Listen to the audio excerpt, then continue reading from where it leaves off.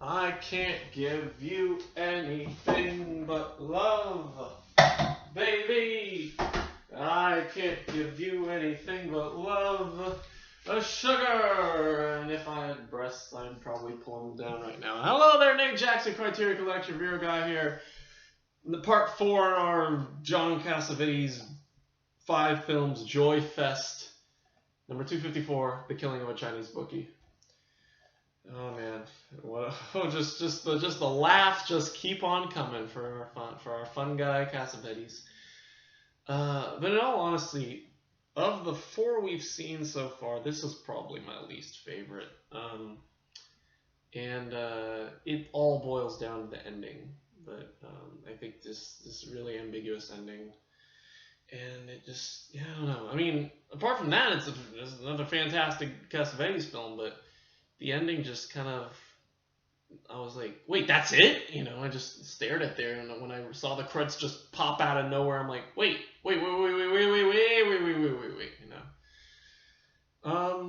But yeah, so Killing a Chinese Bookie, I'll give you the basics. The original version, 135 minutes, color monaural, re-release, 1978, 108 minutes, color monaural, language, blah, blah, blah. So let me tell you about this one. So, Ben Gazzara plays this nightclub owner, this strip club owner named Cosmo Vitelli, and he's got this show with this guy, Mr. Sophisticated, or Mr. Fascinating, Mr. Fascination, I think his name is. Now I remember it was Mr. Fascination because I was singing Mr. Bob Dobalina, or Mr. Dobalina, Mr. Fascination, Bob Fascination, no, it is Mr. Sophistication. That didn't work as well though. Mr. Sophistication, Mr. Bob Sophistication. No, you wouldn't know it. Delta Punk only sapient. Anyway, Cosmo Vitelli. He's got this clothes. He got all these really hot girls. They strip down, and Mr. Sophistication sings these songs, these comedy skits. And they just kind of, it's kind of corny, but I guess people really like it. People really enjoy, going to the show. He gets by and all that.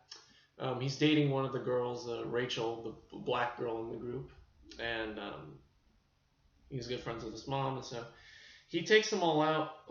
One night he meets this guy Mort, who's played by Seymour Cassel, and he takes them out. And this part a little lost. They go gambling.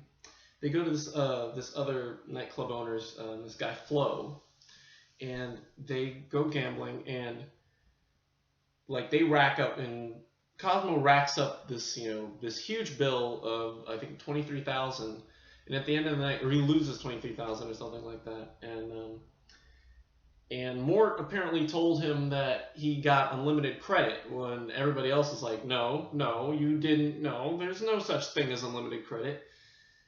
And so everybody's, so he has to sign these forms, and he says, hey, they want payment then, but he doesn't have that kind of money on him. And so at first he says, at first he's like, he's got this sword of Damocles hanging over him with the presence of these guys. And one night they bring him out, and they say, are you going to pay us or not? And he says, well, is there any way we can reduce it? And he says, well, there is a way. And they tell him about this old Chinese bookie who was a problem. Cosmo catches on and says, I don't know if I want to go do this, And he says, well, this is how you're going to do it. And so anyway, I'm sure I'm missing a lot, but the basic plot involves, Cosmo getting tied up with these gangsters. And at one point, Mort, tries to get him, to, do this. And he says, no, why don't I just pay you guys back? And Mort takes him out, sends him to another guy beats him up, and he eventually goes through with it. And so they put him in this dark car, and you can't really see a lot what's going on. They still, they're filming this image, but you can barely see it. You just basically hear them talking to each other. And he tells them the route and all that. He tells them there's this car behind you. You get in the car and go off. So he gets in the car, and apparently, and from what I understand, he the car breaks down, or like the tires get shot or something like that, and he ends up having to call a taxi to the guy's place. And so he goes up there and he meets the bookie, sneaks in and meets the bookie, and the bookie basically says, I've done bad things, so, and I'm sorry, and so he shoots him, and the girl who he was with, who saw it happen by the bar, like runs off, and he starts to panic, and then he sees, and then these two other people, I guess his family, show up, and he kills them, and he runs down, he kills off the guards, and so everybody just goes crazy, and he runs, and he dashes off the fence, and gets in a taxi, takes in a show, and just waits off the fuzz and all that.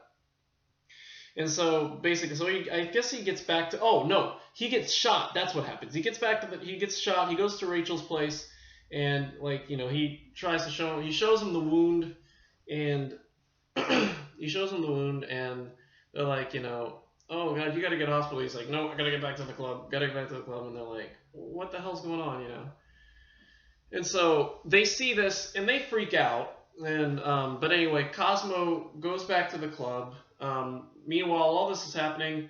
Mort finds out about the killing, but finds out that obviously Cosmo blew it, and everybody's there. There's he hears it from a friend that apparently there are all these there's a billion cop cars there, and so he goes to tell Flo. I think he's telling Flo that we've got to go take care of Vitelli now. And so Flo goes to his club to get Cosmo. And Cosmo, is reluctant at first, but he goes with them. And he tells them, and he gets into the thing, and he figures out that it was all a setup, that they were pretty sure that he wasn't going to make it back alive. But at the same time, they realize they have to go take care of him. And Mort tries to sweeten the deal by putting him in a witness protection program, aka just basically they would move into his club and run it while he's out in hiding and waiting for it all to blow over, but he probably would never come back. But anyway, yeah, so it turns into, Cosmo tries to escape, there's a shootout, sneak around, and they're trying to sneak in. Get out of here, you son of a bitch! So anyway, but Cosmo makes it out and gets back to the club and finds out that Rachel's not there.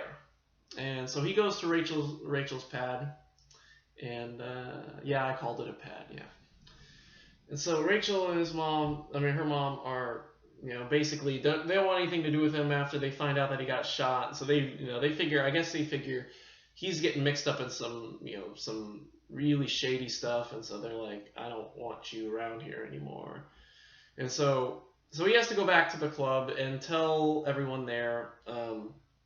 Mr. Sophistication is kind of getting upset with with just the way things are running, and he tells him that Cosmo tells him that it's it's a process. Everything takes work. That's what he says, and he gets him back into a good mood, at least good enough to run the show. And Cosmo goes out and tells the audience, gives everybody a round in the house, a drink on the house. And tells him, that Rachel isn't there anymore, and he invites Mr. Sophistication. And he says it's a new act, new song, and all it is I Can't Give You Anything But Love again, which they've sung before earlier in the show. And the focus is mostly on Mr. Sophistication, and he is just out of it. He just doesn't want anything to do with this.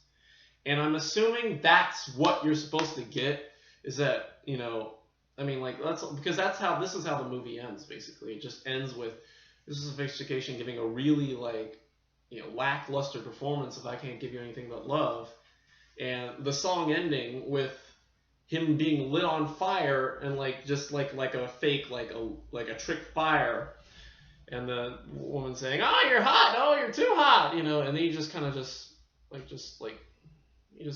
dies. Everybody claps for him, and he just walks off in the stage, and that is exactly how it ends. And then the credits roll, and I'm like, wait, come back here, come back to me, come back, movie, you're not done yet, because there's absolutely no resolution to the gangster story. There's absolutely nothing. All you get is Cosmo getting away from the gangsters after they went out to kill him, and that's it. You don't know if he dies, from that. You don't know whether or not his like club, manages on. And obviously that's not the point. But the point is, you build this whole story up, and then it just kind of dies. It just stops. And there's nothing. We don't get a single thing.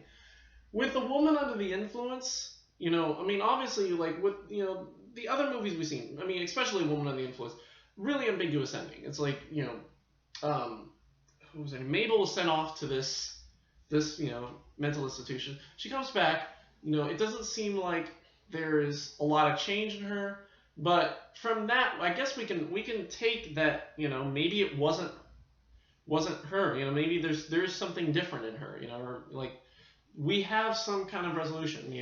If she had been sent off and never came back and we never mentioned her ever again, then that would be the equivalent to the end of The Killing of a Chinese Bookie. If she just went off, or if like in Faces,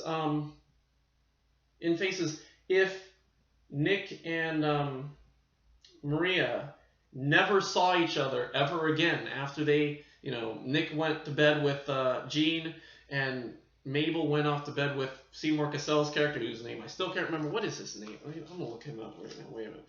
What was his character's name? Chet. If Maria went to bed with Chet, they just went to bed, and that was how the movie ended, then it would have been the same as Killing a Chinese Bookie. Let's even go back to Shadows. Shadows is actually a little bit harder because of the multiple storylines for that one. So that one I couldn't tell you how they could have screwed that one up. But yeah, no, just this one I just could not grasp the ending, and I feel like Cassavetes kind of dropped the ball with this one, sadly. And I don't know. And there's nothing in the interviews that explain the ending. I've tried to look up. There's nothing really in here that really explain why the ending is so. Well, of course, I honestly haven't read this, so yeah, maybe I should read the book. I should read the book a little more, but I'll probably read it when I buy it. But for now, it's more about the movie anyway. So yeah, that's all I can say about this movie. It's just that ending just really just threw me off. I didn't know what to make of it. And for that reason, I'm going to give this I'm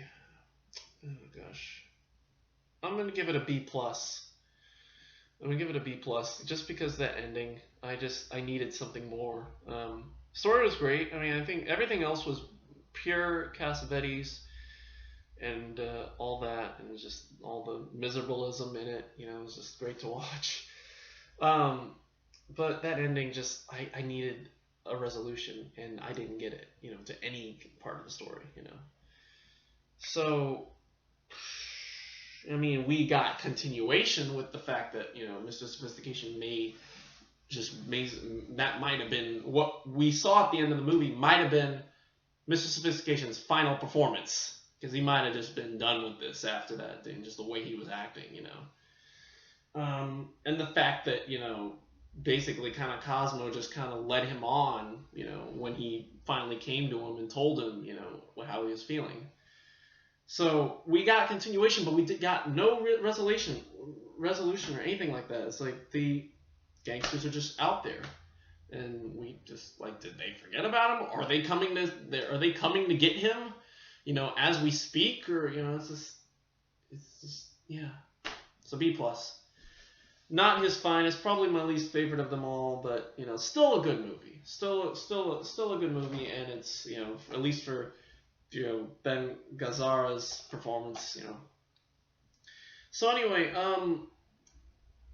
I guess when it was originally released, it got panned. It was nobody liked this movie, and he tried to re-release it and recut the movie, cut out over about a half hour of material, and like rearranged certain scenes. I'm trying to remember. I can't think of a lot of what was cut. A lot of the nightclub scenes were kind of phased down a little bit. I'm trying to remember. There's a lot of dialogue when he goes to pick up the girls are cut. There's a little bit of dialogue that I remember, and yeah, there's just a lot more alternate scenes, a lot more scenes, dialogue that wasn't in the original version, that's in this version. Like there's a whole scene when they're gambling, where people go to like where he calls in these people to pay. The gangsters call in the people to pay off their debts, and they like show people things that would be sold. Like this woman who has a ring, and she wants 5,000 for it, but they're only going to give her 600 for it or something like that. And yeah, so there's a little bit of that, and just some alternate dialogue and things like that. So at the same time, yeah, I still prefer the original. I mean, just because, I don't know. I need to watch them again and really like compare and contrast the dialogue. Like maybe like watch this, like if I can find a script online of the two versions, like see if I can like compare and contrast the dialogue, and see what lines work and what don't, Yeah, I know it's weird. Like I can't seem to remember everything that was cut because everything I told you was basically in both films. So everything that was cut was, I think a lot of it was a lot of what was cut down was the nightclub scenes, because there's a lot of time. There's about I'd say about 20 minutes of the film were dedicated to the acts, the acts that were put on at Cosmo's club, or Mr. Sophistication is in his DeLovelies, So that's all I can say about the cut version, the shorter version. What else we got? And that's on disc 2. Disc 2 also has the new interviews with Ben Gazzara, who I guess was still alive at the time. What if he's still alive? Let's find out if he's still alive. I'm sure he isn't. He can't still be alive because this was done back in 2004. Ben Gazzara. When did he die? Well, so I'm just gonna look up when he died. When did he die? He died in 2012. Okay, Ben, 2012. All right. Right, so he was 81 at the time. Okay, so that means that he was 73 or so when he did the interview. Okay, or 72, 73. Not bad. And Al Rubin, who's the producer, and they just talk about how much, I guess at one point Ben Gazzara didn't like working with the film and just was kind of sick of working on the film and wanted to get out, but I guess Cassavetes kept him on. And there's an audio interview with Michel Ciment, nowhere nearly as long as the interview included on the Woman Under the Influences disc, which just went on way too long for my taste. This was a lot more concise. Cassavetes talks about just young filmmakers and like how he works and how he how working with a big distribution company like Universal Pictures would get him depressed, whereas other young filmmakers would just jump at a chance to work with a big producer, a big production company. So yeah, it's really pretty interesting. And then one more interesting thing that's interesting to know, I mean, apart from stills, is the trailer, which is a hidden Easter egg in the second DVD. If you go to the section that says about the versions, which has a little text introduction about the versions, and you go down, you scroll down to the bottle, and you hit enter, you can see the trailer to the film. And why Criterion hid that, I have no clue. Because I love Cassavetes trailers. I mean, Woman Under the Influence is freaking amazing. And I'm curious to know, now I'm kind of curious what other Easter eggs did Criterion hide in their DVDs, because that's kind of tricky. I mean, that kind of doesn't play well into just the way that I mean, just for film files, they want to see these things, and it's kind of, I don't know, it's a little weird. But anyway, yeah, that's it. Killing a Chinese Bookie, B+. What's up with the ending? All right, so I apologize for the get out of the way. I apologize. We were supposed to do this yesterday, but I'm still in the process of moving, and just I got back to my old place and just decided to just pack stuff and try to get more stuff up here. So didn't have time to pull off two disc set, and so I decided to wait on it for today. And originally I was going to continue and do opening night today, but because Killing a Chinese Bookie was 2 discs, I decided, I'm going to go ahead and do opening night tomorrow along with A Constant Forge. So we'll do both these tomorrow, and then we'll be done with the set, and yeah, that'll be it. So yeah, so opening night tomorrow, Constant Forge tomorrow, and then hopefully tomorrow, and then Tuesday I go back to work, and I'll get hopefully Secret Honor and Tanner 88 will be in, and Fat Girl. I haven't heard anything from the library, so I'm gonna go ahead and assume that it's not coming. I'm just gonna order it on Thursday, and then yeah, we'll do Eyes Without a Face, and I work Tuesday and Wednesday this week, so we will get to, so Thursday and Friday we'll do Secret Honor. Secret Honor will be on the 31st on New Year's Eve, Tanner 88 New Year's Day, and then hopefully Eyes Without a Face on Saturday. Still need to figure out whether or not I can get my friend to review it with me. If he can't, then we may move on to Fanny and Alexander, which I don't know. I don't know if I'm gonna be able to do that one that day. I don't know. We'll figure it out. Because it's like, well, that one like the theatrical version is its own one, the original release is its own one, the making of Fanny and Alexander, they're all its own spine number, which means that I'm not going to do more than one spine number a day for that movie. I'm just going to do it all, each one separately, and we'll just we'll do things a little differently just for this one, just for this movie, and just because that's the way it is. Like with the Leopard, when I flipped through it, I wasn't, if the Leopard had been its own. If the Leopard had been its own, the American release had been its own spine number, then I would have dedicated its own day to it and said, taken notes, and so I could compare the 2 movies and all that stuff. So, but it was included in the package for its own, the same one. So, but Criterion are separate, treating these all separately. So they're all going to be treated separately as their own entries in their own movies. So. Anyway, I'll leave it at that. That's it for me. Thank you for watching. Don't believe people when they say you have unlimited credit at gambling things, and don't kill Chinese bookies. And there you are. So that's it for me. Thank you for watching. We'll see you tomorrow for opening night and A Constant Forge: The Life and Art of John Cassavetes.